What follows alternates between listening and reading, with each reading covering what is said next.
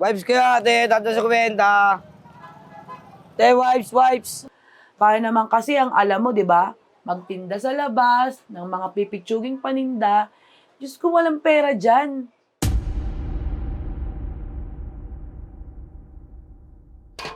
Hoy! Saan ka naman pupunta? Diyan ako sa labas. Ikaw, huwag kang babalik dito hanggat wala kang pambayad ng utang ko, ha? Ba't ka ba nagkautan ng ganong kalaki? Eh bakit? Nainggit ako sa mga kumari ko, bumili ako ng bagong relo.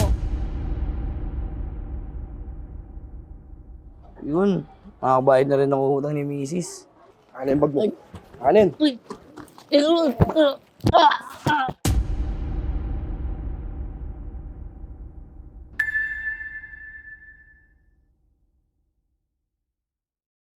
Wipes kayo, te, wipes.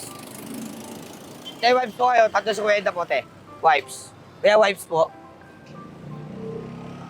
Lo, wipes. Te, wipes po kayo, te. Boss, wipes. Wipes po, tatas sa kwenta lang po. Te, wipes po. Tatas sa kwenta. Isang daan pa lang benta ko maghapon. Pakatumal.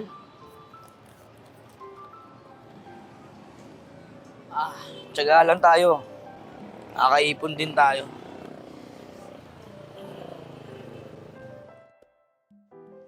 Ano yan? Init. Tumal.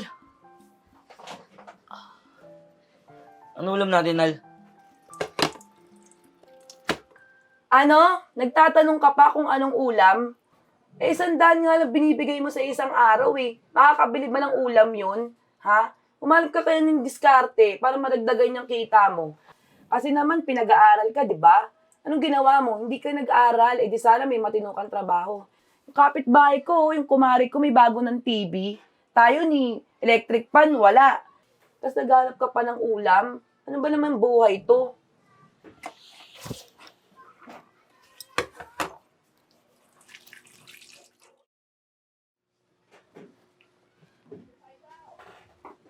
Hi, Mare. Kamusta? Ay nako ito, nilinis, araw-araw. Pwede pumasok? Masok ka na. Tubig ka muna. Tubig ko naman lang pa-juice. Soft drinks. Diyos ko, paano magkakadyos? Wala naman tayong budget. Mare, look ko. Ay, kabog. Ano yan? Binili ng asawa ko, iPhone 14 Pro Max at fully paid. Ano ba yon? Nakakaingit naman. Bagay ba sa akin? Bagay sa'yo. Sana rin mabilan ako ng ganyan, no? Kasi, Paano naman kasi yung asawa ko, vendor, na mabibigay nun sa akin. Hi mga sis! Ay, hello, Ayun, madam. Sa Sabi kagaling? sa Shopee. Sana all, Diyos ko. Mars, gusto mo i-try? Hello, ang ganda naman. Siyempre, alam mo naman, pag love ka ng jowa mo.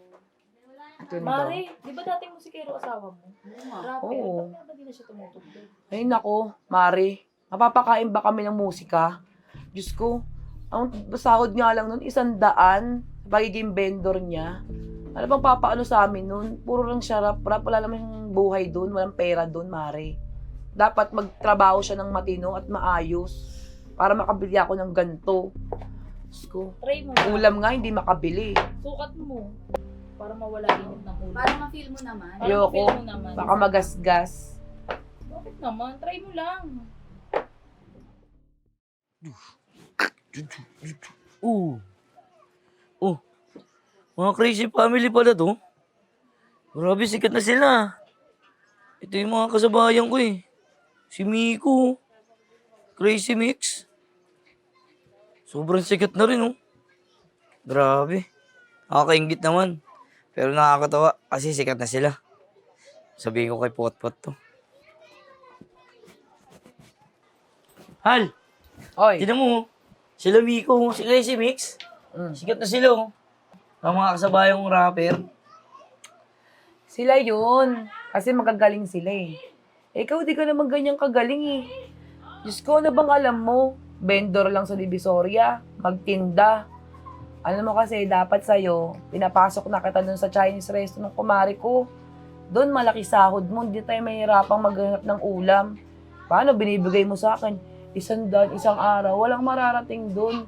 Mahal ka naman ng diskarte mo, hindi puro ganito yung buhay. Pasarapin mo naman yung buhay ko. Diyos ko naman. Kumusta? Okay lang.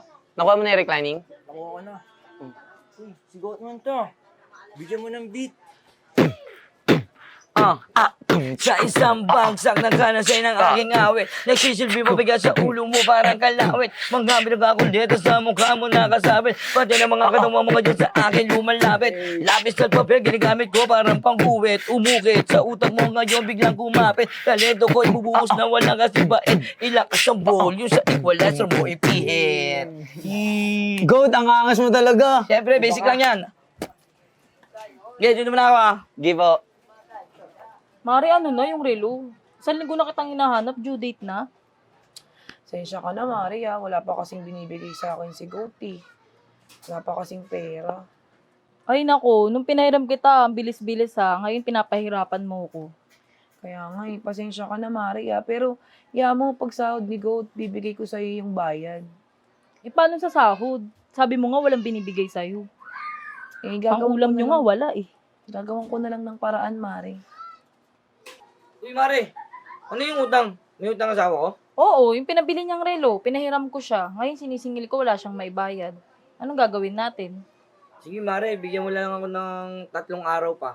Gagawa ko na ng paraan yan. Eh paano mong gagawa ng paraan? Eh siya nga nagkikwento, wala ka daw binibigay. Ako Vendor bahala, ka may- lang. Ano yung may papambayad mo? Yung may nakausap na rin ako doon, mga bagong diskarte ko sa buhay. Ay nako, kailan pa? Sige na, Mare, pangako, promise. Abot Pangako, ko na lang ay sa'yo. nako, Dadali ko na lang sa bahay niyo. Oy Mare ah, kami na nag-usap ni pare. Baka naman. Sige na, Mare, pagpasensyahan mo na yun, ha? Ano ba yun, Hal? Ano ba yung utang mo doon? Alam mo naman na wala tayong pera eh. Ano babayad natin doon? At bakit? Saan ka rin ba galing? Diyan, sa labas.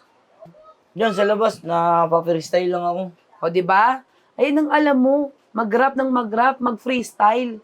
Diyos ko, walang diskarte din sa buhay, walang pera dyan. Kaya ang sabi ko sa'yo, maghanap ka na ng trabahong maayos.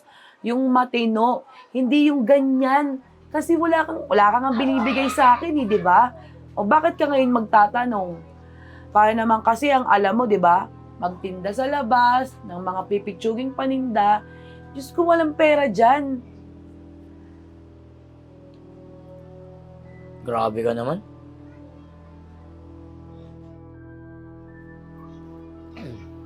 Al, labas lang ako ha. Hoy! Saan ka naman pupunta? Diyan lang ako sa labas. Ikaw, huwag kang babalik dito hanggat wala kang pambayad ng utang ko, ha? Ba't ka ba nagkautan ng ganong kalaki? Eh bakit? Naingit ako sa mga kumari ko, bumili ako ng bagong relo.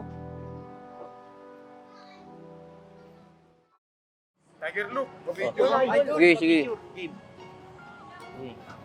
Sikat na yung tropa ko ah. Nakakatawa naman. Grabe. Thank you, Idol. Ate magkakasabay lang kami nito eh. Thank you. Kita ko nga. Uy pre, Uy, basta.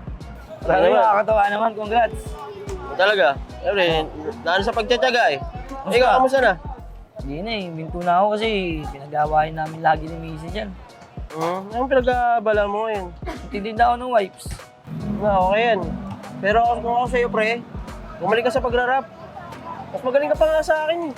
Gusto kong bumalik eh, kaso lagi namin pinagtatalunan ni Mrs. Yun Kasi lang. bumalik ako. Eh, huwag na lang. Advice ko lang sa'yo, pre, bumalik ka sa pagrarap. So, paano? Dito muna ako, may gig ako eh. Hindi ka ba? Kita-kits na lang, ha? Ingat, kita-kits! Ay, congrats! Ano, may mga guesting pa siya ngayon ah. Grabe, nakakatawa. Nakakingit. Wipes kaya, ate. Tato sa kwenta. Te, wipes. Wipes nga. Ilan? Isa lang. Uy, pre! Uy! Oh! Malala ka, pre. Kamusta? Okay lang. Ano? Kamusta? Okay naman yun, medyo matumal. Mukhang problemado ka. Kaya nga pre, medyo paubos na rin kasi yung puhunan ko dyan. Tapos si Mrs. May mga utang pa sa kaibigan niya. Sakto yun, pre. Nagpapa 5-6 ako, baka gusto mo umutang. Di nga. Oo, bibigyan kita ng maliit na interest. Tropa ka naman. Di nga. Oo, Kaso, maliit lang na interest yung bibigay ko sa'yo. medyo malaki-laki rin kasi yung utang ni Mrs. eh. Mga magkano ba? Mga 20 mil. 20 mil. Ito pre, oh. Pero sigurado ba to? Oo. Basta importante bayaran mo yan. Kasi hindi ko kagad mababayaran ng buo. Unti-unti lang. Okay lang, tropa ka naman eh. So ano? Sige Yan pre. na ako. Salamat dito ha. Tingin mo Laking na, tulong White, to. Oo, sige. Tumi na ng mukha ako eh. Kaya nga eh. Babayaran ko na rin yung utang ni Mrs. Tapos may punang pa akong dagdag. Yun. Makakabayad na rin ako utang ni Mrs. Ano yung bag mo? Anin?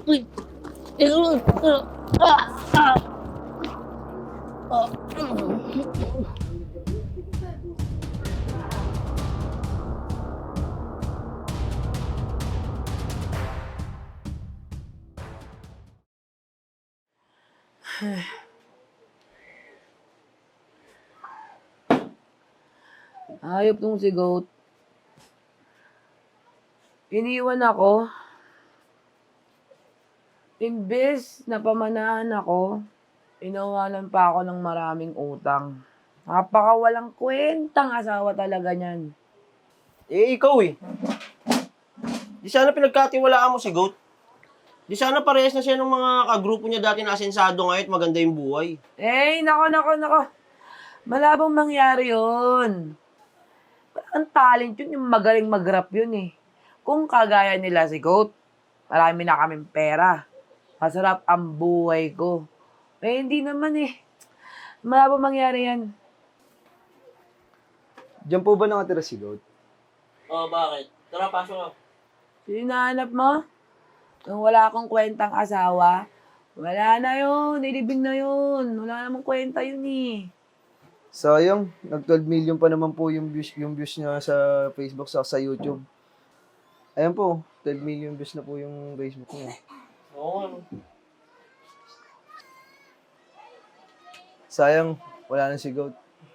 Hinahanap na siya ng mga matataas na producer, kagaya ng mga matataas na kumpanya, ma'am. Kaso hindi na nila naabutan si Goat. Pati yung mga kanta niya, pinagkakitaan na rin ng iba. Pero wala, nasa tahimik na pala siyang lugar. Sige po, mauna na po ako. Condolence po. Cellphone mo.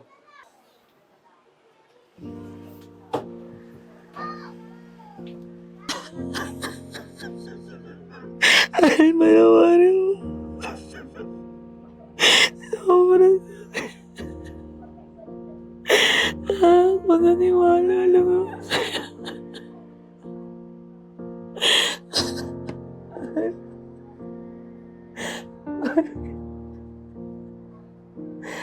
Ano ba?